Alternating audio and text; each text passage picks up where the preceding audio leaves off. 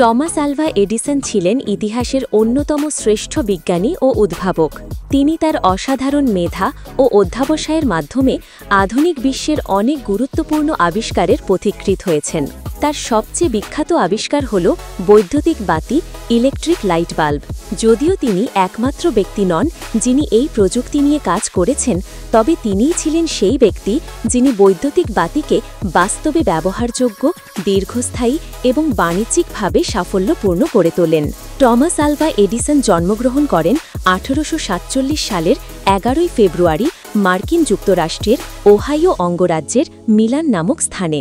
তার পিতার নাম স্যামুয়েল ওগডেন এডিসন এবং মাতার নাম ন্যান্সি ম্যাথিউস এলিয়ট। ছোটবেলায় এডিসন ছিলেন অত্যন্ত কৌতূহলী এবং বিজ্ঞান ও প্রযুক্তি বিষয়ে দারুণ আগ্রহী। শোনা যায় তার শিক্ষকরা তাকে মনোযোগহীন ও অযোগ্য মনে করতেন, যার ফলে তার মা তাকে ঘরে পড়াতে শুরু করেন। এই স্নেহময় শিক্ষাই তার চিন্তা শক্তিকে মুক্ত করে দেয়। এডিসনের জীবনের প্রথম কাজ ছিল একটি ট্রেন কোম্পানিতে টেলিগ্রাফ অপারেটর হিসেবে। সেখানেই তিনি বিদ্যুৎ এবং টেলিগ্রাফের ব্যবহার সম্পর্কে ধারণা লাভ করেন।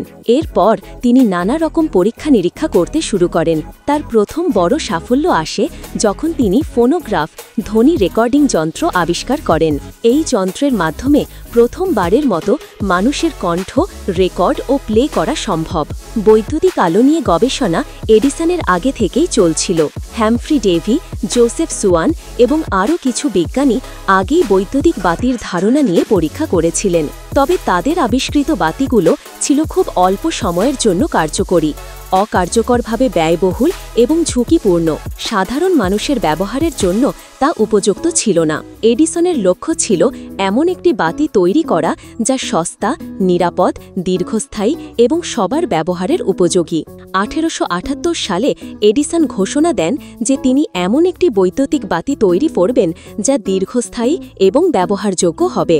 এরপর তিনি শুরু করেন নিরলস গবেষণা। তার গবেষণাগার ছিল নিউ জার্সির মেনলো পার্কে। তিনি ও তার সহকারী দল প্রায় 6000-এরও বেশি বিভিন্ন উপাদান পরীক্ষা করে দেখেন কোন বস্তু ফিলামেন্ট হিসেবে সবচেয়ে কার্যকর।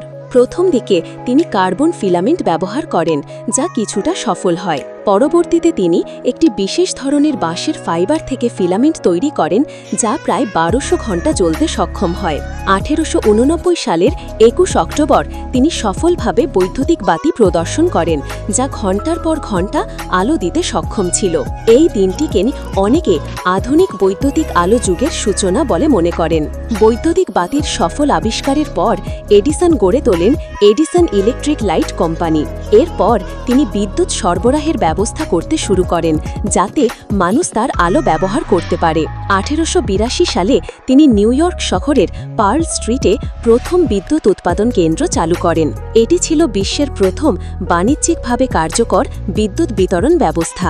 এডিসনের বৈদ্যুতিক বাতি ধীরে ধীরে বিশ্বজুড়ে ছড়িয়ে পড়ে। এটি মানুষের জীবনযাত্রা পাল্টে দেয়। রাতের অন্ধকার আর ভয়াবহ নয়, বরং কাজ করার সুযোগ বাড়ে। শিক্ষা, স্বাস্থ্য, শিল্প ও অন্যান্য খাতেও বৈদ্যুতিক আলোর ব্যাপক প্রভাব পড়ে।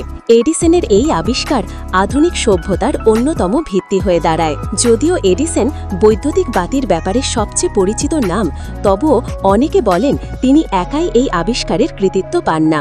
ইংল্যান্ডের বিজ্ঞানী জোসেফ সুয়ান এবং অন্যান্যরা পূর্বেই কিছু উন্নত বৈদ্যুতিক বাতি তৈরি করেছিলেন।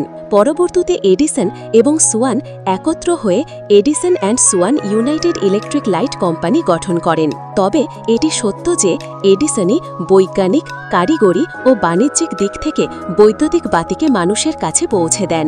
এডিসনের বৈদ্যুতিক বাতি ছাড়াও তার অন্য অনেক বিখ্যাত আবিষ্কার রয়েছে, যেমন ফোনোগ্রাফ, ধ্বনি রেকর্ডিং যন্ত্র, মুভি ক্যামেরা, আধুনিক বিদ্যুৎ বিতরণ ব্যবস্থা, আলোর বাল্বে ব্যবহৃত সুতা ফিলামেন্ট, টেলিগ্রাফ ব্যবস্থার উন্নয়ন।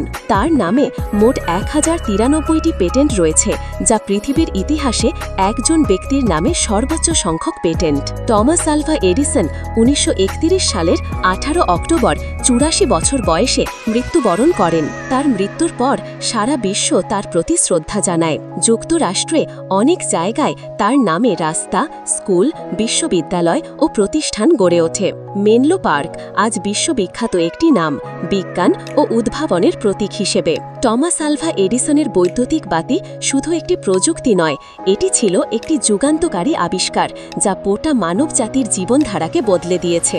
আজ আমরা রাতের বেলায় যে আলোর নিচে কাজ করি, পড়াশোনা করি বা চলাচল করি, তার পেছনে এডিসনের অসামান্য অবদান রয়েছে। তিনি দেখিয়ে দিয়েছেন অক্লান্ত পরিশ্রম, কৌতূহল ও বিশ্বাস থাকলে কিছুই অসম্ভব নয়।